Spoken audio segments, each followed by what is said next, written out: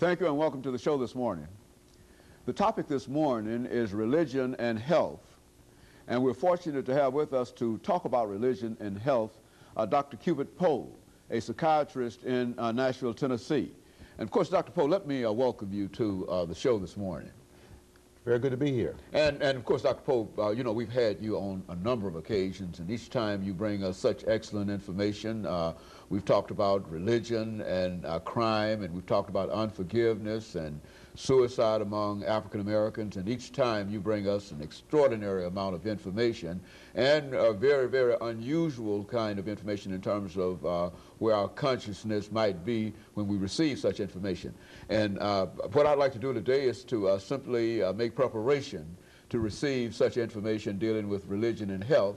But before we get into that, let's have you to give us some information about your background, your education, so that those who might not have seen the many shows that we've had an opportunity to do with you, so that they'll know from what perspective you're coming from, and so that they will be able to better understand your information. Let's do it from that perspective.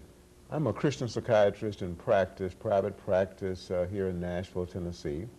I'm also a minister of the gospel, and I'm a former pastor of 2 churches here in Nashville. Presently, I'm an associate minister at 15th Avenue Baptist Church, Dr. William Buchanan, pastor. I'm also involved in forgiveness ministry, and I have a radio program, as a matter of fact, in a local, at WNSG, 1240 a.m. on Forgiveness Works. At least the title of the program is Forgiveness Works.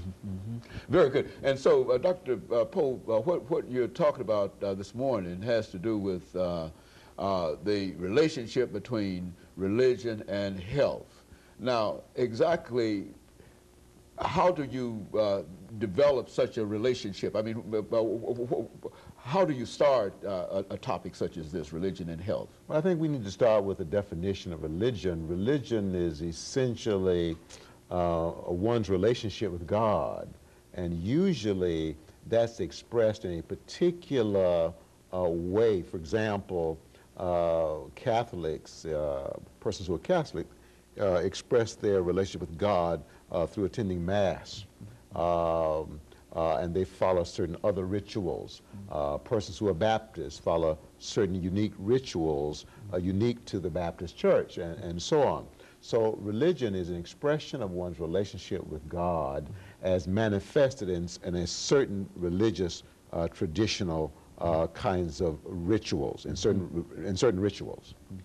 Very good. And but now, when you bring health into this, you're indicating that the religion that you practice will have something to do with your bodily health. Yes. Is that a relation? Is that what we're talking about? Very much so.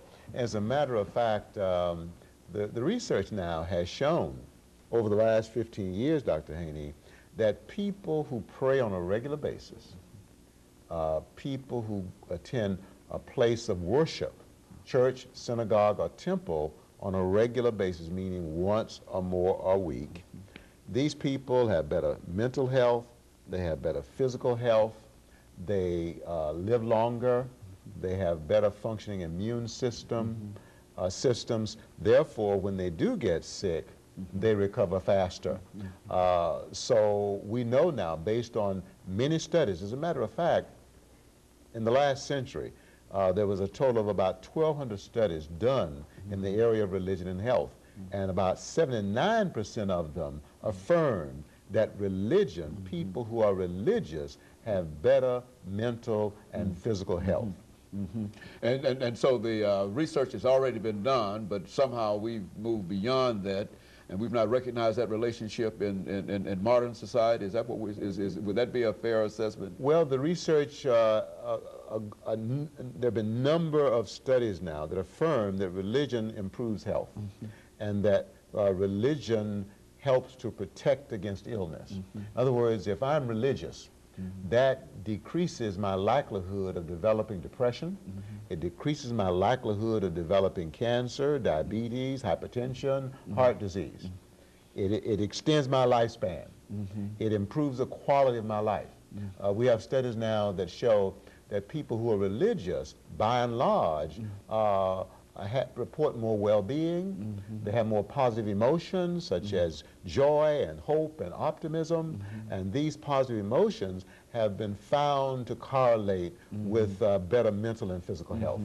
Okay, Dr. Poe, well, what we're going to do, and it seems that we're ready for our first commercial break already, but what we'd like to do is to get the source of this. I mean, certainly religion has all of these positive things that you're saying, but now what are some of the things, some of the sources of all of these positive developments between religion and health? And that's what we want to do when we come back for our second commercial break to talk about the relationship between religion and health.